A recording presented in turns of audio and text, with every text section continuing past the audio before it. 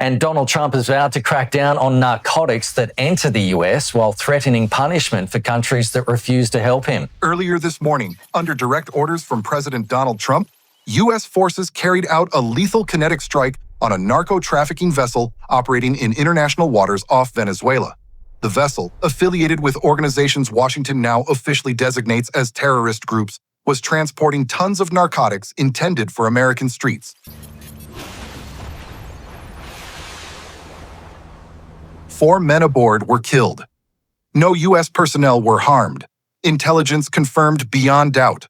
This was no civilian ship, but part of a larger network moving poison towards the United States. Trump's message was uncompromising. These strikes will continue until the flow of drugs stops. But behind this single strike lay something far larger. The Trump administration had already stunned Washington by declaring that the U.S. is now in a non-international armed conflict with Latin American cartels. In a secret memo to Congress, the White House outlined sweeping wartime powers, authority to strike, kill, and detain cartel fighters without trial. What began as counter-narcotics patrols is evolving into something much closer to a military campaign. As the order went out, the Pentagon moved pieces quietly but unmistakably. Navy warships cut through Caribbean waters. A U.S. submarine surfaced briefly before slipping back below. Stealth jets patrolled at high altitude. Over 2,000 Marines prepared in Puerto Rico, which has rapidly become a staging hub with near-constant flights bringing troops and equipment.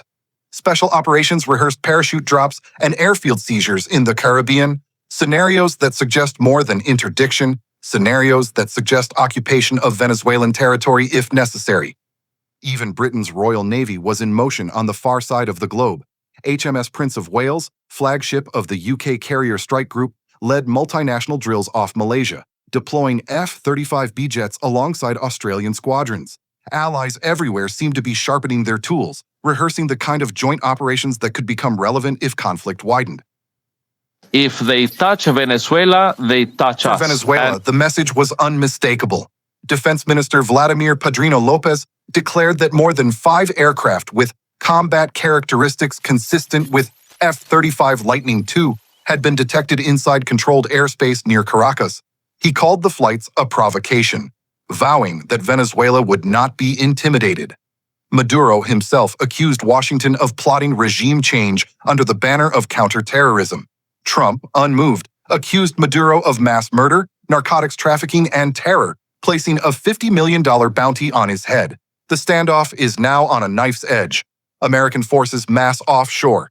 Venezuelan troops, Maduro claims, are mobilized by the millions. One wrong move, a misread radar return, a nervous trigger pull, could ignite the Caribbean into a new theater of war. Trump has promised that every port, every airfield, and every logistics route sustaining the cartels is fair game. Maduro counters that Venezuela will never surrender its oil or its sovereignty. Each speech escalates. Each movement of ships and jets narrows the distance between words and war. And it is not only Venezuela that faces American pressure. The Trump administration has now gone further, approving the sharing of U.S. intelligence with Ukraine to enable long-range missile strikes deep inside Russian territory. For the first time, Washington is directly supplying Kyiv with targeting data for Russia's energy infrastructure, refineries, pipelines, power plants. The intent is clear: to bleed Moscow of its oil revenue and cripple its logistics lifeline. This decision represents a new stage in 2 conflicts at once. In Latin America, Trump has transformed a counter-drug campaign into open war footing against cartels sheltered by Maduro's regime. In Eastern Europe, the United States has crossed into direct facilitation of strikes inside Russia itself, providing the coordinates that allow Ukrainian missiles to hit refineries hundreds of miles from the front.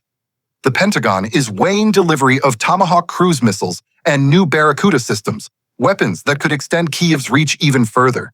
Each strike risks retaliation. Each escalation pulls more nations into the orbit of confrontation. For ordinary citizens in Caracas, in Kyiv, in Moscow, the consequences are still uncertain. But for military planners in Washington, one thing is clear: the United States is no longer only defending against threats. It is taking the offensive at sea, in the skies, and across continents. The headlines now capture only fragments: a vessel destroyed off Venezuela, radar contacts over Caracas, explosions at Russian oil depots. But together, they mark a turning point. The United States is simultaneously waging a declared war against drug cartels and enabling deep strikes against one of the world's largest powers. And that means the world itself is closer to the edge of open confrontation than at any time in a generation.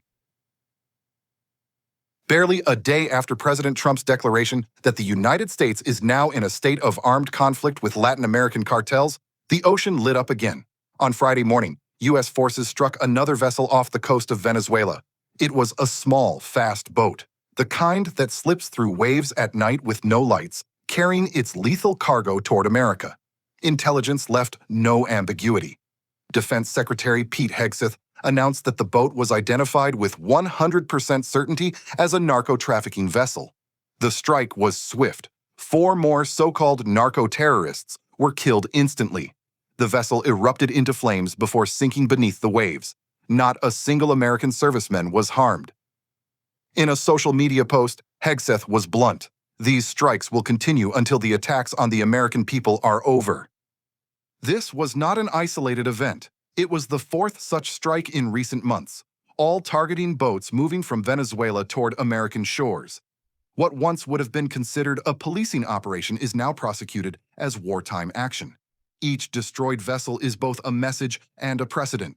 The United States will now treat the cartels as enemy combatants, their couriers as unlawful fighters, their networks as legitimate military targets. Critics at home and abroad warn that this is a dangerous path. By striking speedboats in international waters so close to Venezuelan territory, they argue, Washington risks tripping directly into war with Caracas. Maduro's government has already condemned each strike, denouncing the growing U.S. military presence in the Caribbean as an invasion in waiting. Venezuelan state media now broadcasts footage of American warships on the horizon, submarines surfacing briefly before vanishing, stealth aircraft streaking contrails high above the clouds. But inside Washington, the Trump administration has already moved to close the legal gap. This week's designation that cartels are terrorist non-state armed groups puts them in the same category as Al-Qaeda or ISIS. And with that label comes sweeping authority. U.S. forces can lawfully kill operatives, detain them indefinitely without civilian trial, and prosecute them in military tribunals. What began as counter-narcotics has been legally and politically reframed as counter-terrorism. The distinction matters. To allies, it signals that America will no longer tolerate the blurred lines of organized crime and state protection. To adversaries, it declares that the Caribbean is no longer a gray zone. And to Maduro's government, it raises the terrifying prospect that his own officials, if linked to cartels, could be targeted under the same wartime powers. As ships burn and legal designations harden, the momentum is unmistakable. The Trump administration is building a war footing across multiple theaters simultaneously. In the Caribbean, speedboats explode in fireballs.